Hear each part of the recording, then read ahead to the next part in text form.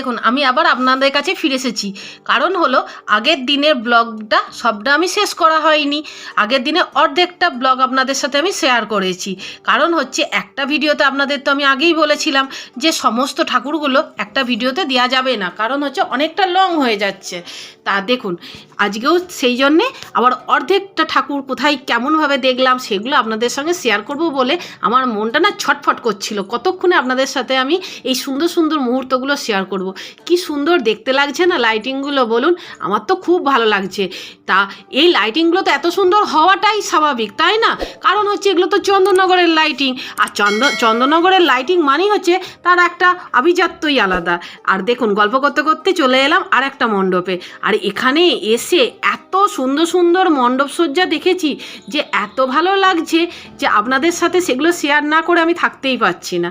আর এই মণ্ডপসজ্জাটা পুরোটা না কিসের তৈরি বলুন তো? পাইপের। হ্যাঁ, ঠিকই শুনেছেন, পাইপ দিয়ে তৈরি। ওপরে যে এই পেঁচানো পেঁচানোগুলো রয়েছে সিলিংয়ে, এগুলো সমস্ত পাইপ দিয়ে।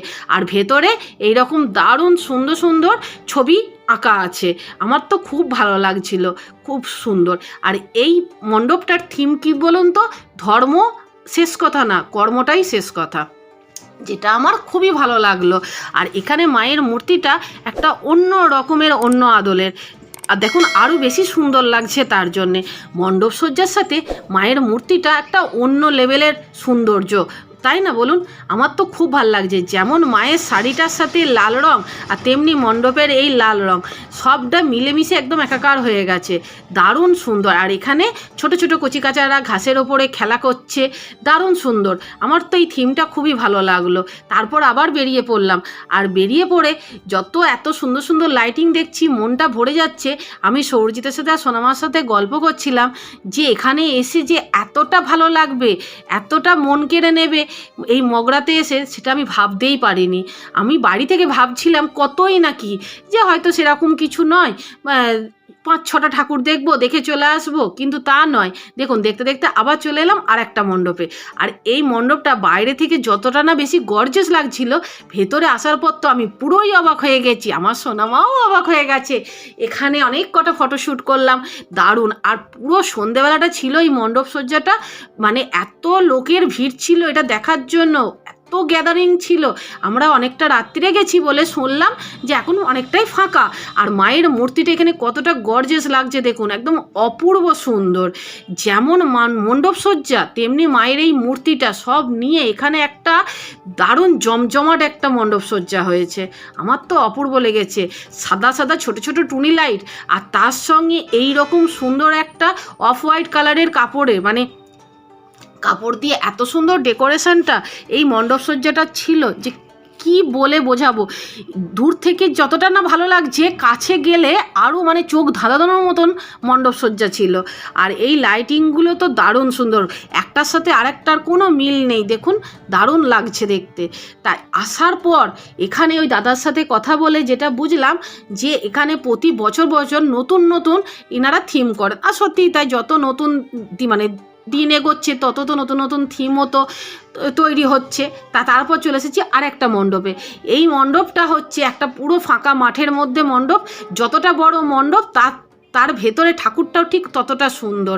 আর ভেতরের থিমটা হচ্ছে একটা পুরনো বাড়ির আদলে, বেশ সুন্দর লাগলো। আর এই দেখুন লাইটিং। আর এই রকম দেখতে দেখতে কতটা রাত্রির যে আমরা এখানে থাকলাম, আনন্দ করলাম, সেটা যে কোথা দিয়ে সময় চলে গেল আমরা নিজেরাও বুঝতে পারলাম না। এত ভালো লেগেছে এখানে এসে, সত্যি মন কেড়ে নিয়েছে। আপনাদেরও আমি রিকোয়েস্ট করব, একবার যদি আপনারা সময় পান তাহলে মগরায় এসে ঠাকুর দেখে যান। খুব সুন্দর সুন্দর এখানে মণ্ডপসজ্জা হয়। আর তারপর চলে এসেছি আর একটা মণ্ডপে। দেখুন কি বড়, আমি এখনো পর্যন্ত একটাও ছোট মণ্ডপ চোখে পড়লো না, সব বড় বড় মণ্ডপ। আর তার সঙ্গে এইরকম সুন্দর সুন্দর থিমের প্যান্ডেল। আর এখানে দেখুন সমস্ত ফুলগুলো কিন্তু একদম অরিজিনাল, কোনো আর্টিফিশিয়াল ফুল ছিল না।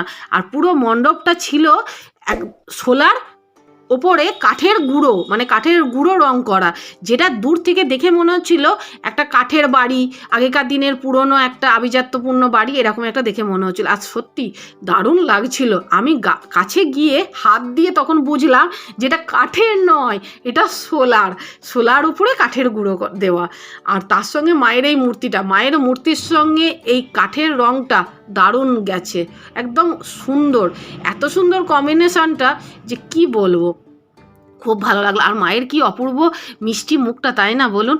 আর দেখুন তারপর চলে এলাম আর একটা সুন্দর মণ্ডপে, এখানেও খুব সুন্দর গান বাজছিল, আর লাইটিংটা দেখে বুঝতেই পাচ্ছেন কত সুন্দর এখানে গান বাজছিল, তাই না বলুন। আর মায়ের মূর্তিটাও এখানে অপূর্ব, একদম শ্বেতশুভ্র মায়ের মূর্তিটা, আমার তো অপূর্ব সুন্দর লেগেছে। কি সুন্দর সাদা ধপধপ করছে, ওপরে লাইটিংটা ঝাড়টা দেখুন দেখিনি কি সুন্দর দেখতে লাগছে। আর এখানে কিন্তু সবটাই ছিল কাঠের, যেটা আমার সবথেকে বেশি ভালো মন কেড়ে নিয়েছে। তারপর চলে এসেছিলাম আর একটা মণ্ডপে, এটা ছিল ফুলের দেশ, আমার তো খুব ভালো লেগেছিল এই মণ্ডপটাও। তারপর আরেকটা মণ্ডপে এসেছিলাম, এটাও বেশ সুন্দর, সাদার ওপরে মণ্ডপটা ছিল। আর দেখবেন সাদার ওপরে কোনো জিনিস করলে সেটা আরও বেশি খেলে, তাই না বলুন। আর এখানে লাইটিংগুলো দেখুন দারুণ লাগছে দেখতে, লাইটিংয়ের তলা দিয়ে যেতে। আর এই মণ্ডপটার থিম ছিল ছোট ছোট ছোট যে কৃষ্ণার যে আমরা ইয়েগুলো দেখি, কার্টুনগুলো দেখি না টিভিতে, সেইগুলো ছোট ছোট করে ফটো করে এই দেয়ালে লাগানো ছিল, যেটা আরও বেশি সুন্দর লাগছিল। চন্দননগরে লাইটিং দিয়ে কোনো কথাই বলা যাবে না, কোনো তর্ক বিতর্ক করাটাই পুরো বৃথা, তাই না বলো বন্ধুরা। দারুণ সুন্দর লাইটিং। আর এই রকম লাইটিং দেখতে দেখতে এবার আমরা বাড়ি যাওয়ার পথে রওনা দিয়ে দিয়েছি। আজকের মতন আমাদের মগরার ব্লগ কমপ্লিট হলো। আর তোমাদের কেমন লাগলো এই মগরার ব্লগ? আশা করি ভালো লেগেছে। যদি কিছু ভালো লেগে থাকে তাহলে প্লিজ ছেড়ে যাওয়ার আগে আমার চ্যানেলটাকে সাবস্ক্রাইব করে দিয়ে আমার পাশে থাকবে, একটা লাইক দেবে আর কমেন্ট করে জানাবে কেমন লাগলো আজকের ভিডিও। আর আমার যা সুন্দর লাগে, যা ভালো লাগে সবটাই আমি তোমাদের সঙ্গে শেয়ার করার চেষ্টা করি। আজ এ পর্যন্তই, টাটা।